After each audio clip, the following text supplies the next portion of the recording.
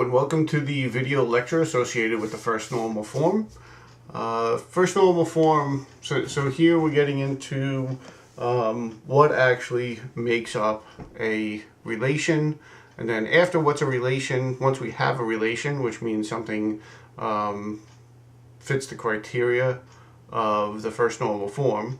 So if an entity is in first normal form, it is a relation. Okay, so that's the definition. So there are two attributes associated with, or two constraints associated with the first normal form, and those have to be met in order for a table to be in first normal form. So that is, there are no repeating groups in the relation. So there are no columns that have multi-valued attributes, right? And that's really something that's a common delimited list, right? So and we'll see an example of that in the next slide. The other thing is that there's a primary key defined, right? So in order for something, in order for a table to be defined as a relation, and therefore to meet all of the criteria for a first normal form, there could be no multi-valued attributes. It has to have a primary key, and what the textbook doesn't get into is that it can't be what's known as jagged, and I'll show you what that means in the next slide. So in slide 47, we have they call this a table. This is something that someone might be maintaining in Microsoft Excel or something like that, where you have names of columns, right? And you have values underneath them, but the order of these is significant, right? So if I was to go into Microsoft Excel, if I had these values in Microsoft Excel and I put a sort on, say, order ID, all of the records, right? So if you look across, you've got the second line would be product ID 5, which is the writer's desk, that's Cherry. The third row would be the one where the product ID is 4, Entertainment Center. So those wouldn't have an order ID, so those would actually sort up and show up on top. And then what would happen is you would see the row associated with order ID 1006 and the order ID 1007 would show up at the bottom.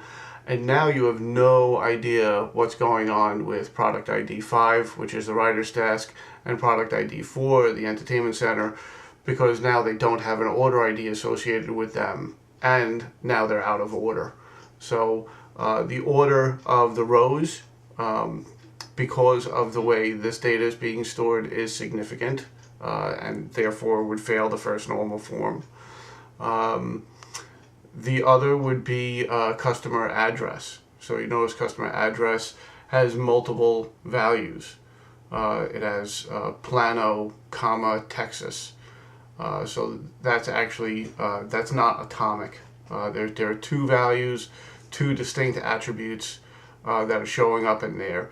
For a lot of students, when they're setting up their projects, they usually have an attribute called name.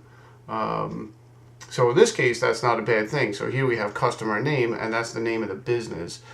Typically, name in an entity is associated with someone's name, a person's name. And you don't want to store that because that's actually storing first name and last name, which are really two different attributes. Another thing that you don't see in here would be, say, a comma delimited list of values.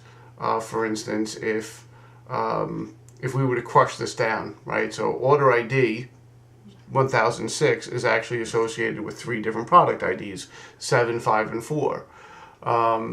We could crush this down into one record and have the product ID associated with order ID 1006 as 4, 5, 7. That would be another instance of multi-valued attributes, again, which would fail the first normal form. So the way this is set up right now, this thing that we're looking at is not a relation. we look at slide 48, this is a relation.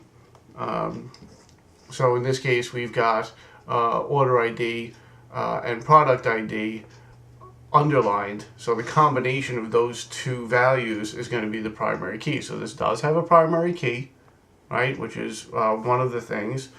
And the order of the values doesn't matter, right? So now all of the values, all of the records have an order ID, they all have an order date, they all have customer ID. Honestly, I still think that customer address is a multi-valued column. The author is basically saying that it's not, that customer address is simply the combination of city and state, but that, as far as I'm concerned, is not atomic. So I still consider this thing not to be in first normal form. The author does, simply a matter of opinion, as far as I'm concerned anyway. So if we look at the type of anomalies that can happen, so if we ordered a new product, is ordered for order 1007 of an existing customer data must be re-entered, causing duplication. So let's go back and take a look at that. So if we are adding data, adding a new product ID for order ID 1007, we have to create a whole new row. We have to duplicate not only the value 1007, we have to duplicate the date, we have to duplicate the customer ID, the customer name, the customer address before we can get to start entering the new product ID, which may be number 5, the writer's desk cherry, $325, and then whatever the quantity is. All right, so that would be an anomaly. So when we're inserting data, we're forced to insert more data than we have to.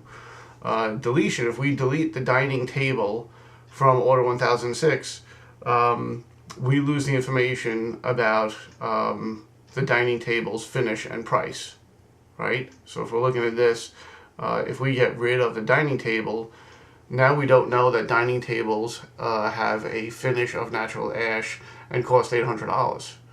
So that's a deletion anomaly. And then the update anomaly would mean that if we change the price of product ID 4, right, which is the entertainment center, if that's now $750, we now have to update 2 records. Or, you know, there could be thousands of records that we would have to update. This is just a small data set. So, because there are multiple themes, entity types in one relation, this results in duplication and unnecessary dependency between entities. What else you notice is that if you remember from the functional dependency video, that this has multiple keys and there are multiple functional dependencies. So we're going to have to identify functional dependencies in order to move this from first normal form to second normal form, which we will do in a different video. So that's the end of the video lecture on first normal form.